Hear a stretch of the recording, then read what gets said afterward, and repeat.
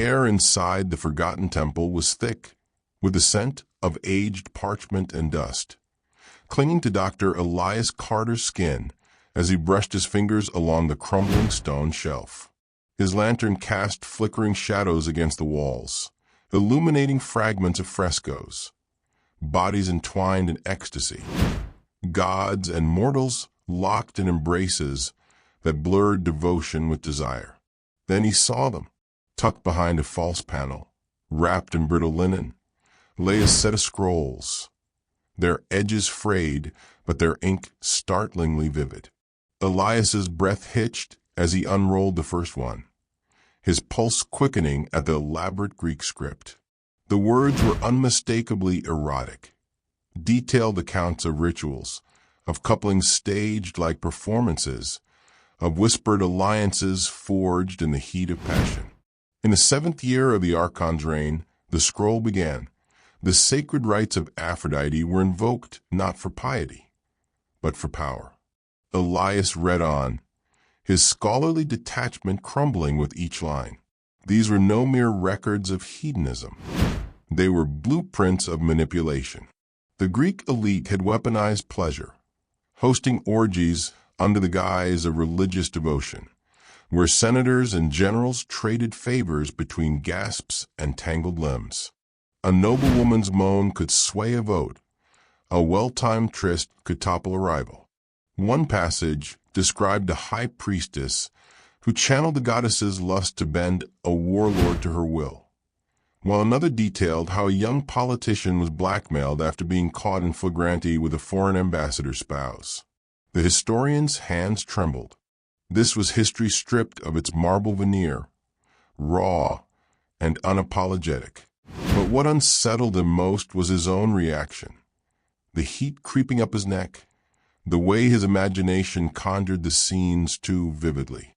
The scrolls didn't just document desire. They invoked it, their words slithering into his mind like a serpent's whisper. Elias forced himself to re-roll the parchment, but the images lingered. How many modern games of power, he wondered, were still played on ancient boards?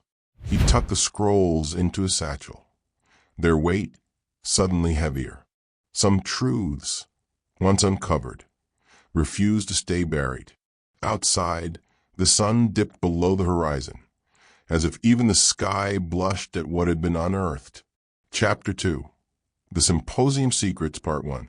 The historian's fingers trembled as he unrolled the next scroll, its edges brittle under his touch. The lantern's glow deepened the shadows in his cramped study, casting elongated figures across the walls, silent witnesses to the secrets he was about to uncover. This scroll spoke not of public rituals, but of private debauchery. The symposia, those infamous gatherings where Athenian aristocrats drank, debated, and indulged in games of seduction that were anything but innocent. The ink seemed to pulse with life as Elias read, the words painting scenes of couches draped in silk, wine cups overflowing, and laughter laced with rivalry. The symposia were battlegrounds, the text declared, where men wielded charm like daggers and conquests were measured in whispers and stolen glances. One account in particular seized his attention, a scandal involving the philosopher Ariston and the wife of his fiercest rival, the orator Lycus. The scroll described how Ariston, fueled by wine and ambition, had turned the evening into a spectacle. Lycus had boasted of his wife's virtue, calling her untouchable as Athena. Ariston, ever the provocateur, had smirked and replied, "Then why does her gaze linger on me like a moth to flame?" The challenge was implicit, the stakes clear. As the night wore on, the games grew bolder. Guests dared one another to recite poetry laced with innuendo, to share kisses that lingered too long. Ariston, with calculated grace, turned every exchange into a performance, his words dripping with double meaning until Lycus's wife, Melina, rose from her couch, ostensibly to fetch more wine. Ariston followed. The scrolls spared no detail. the brush of fingers in the hallway, the way Melina's breath hitched when Ariston murmured, "Do you fear your husband's wrath or the hunger he fails to sate?" The historian's throat went dry as he read of their encounter in a secluded alcove, the sounds of the symposium mere steps away. It was a conquest, yes, but also a humiliation. Lycus's pride left in tatters, his authority undermined in the most intimate way possible. Elias leaned back, his pulse erratic. This wasn't merely lust, it was a dance of dominance, where pleasure was both weapon and trophy.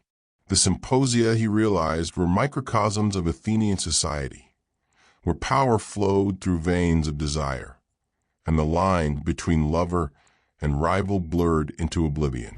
He glanced at the remaining scrolls, their secrets coiled tight like sleeping serpents. What other games had these men played in the dark? And how many echoes of their schemes still resonated today? The lantern flickered, as if warning him to stop. But Elias, caught between fascination and dread, reached for the next scroll. The aftermath of Ariston's transgression unfolded in the scroll like a storm breaking over Athens.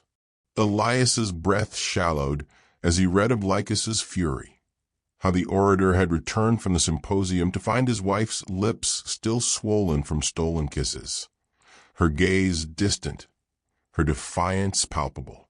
Lycus raged like Ares scorned. The scroll recounted.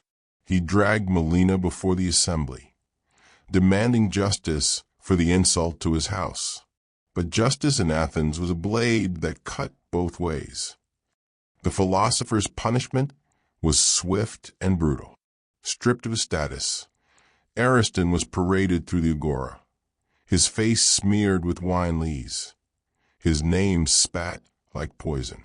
The scroll described how the once revered thinker became a spectacle. Citizens hurling rotten figs, children jeering as he stumbled in exile toward the city gates.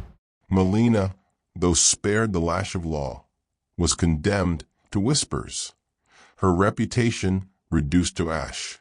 But the scroll's most chilling passage lay in its final lines, and so the fire of their desire became the pyre of their ruin. For in Athens, to love unwisely was to wage war without armor. Elias set the parchment down, his hands unsteady. The story was ancient, yet its echoes felt unervingly modern.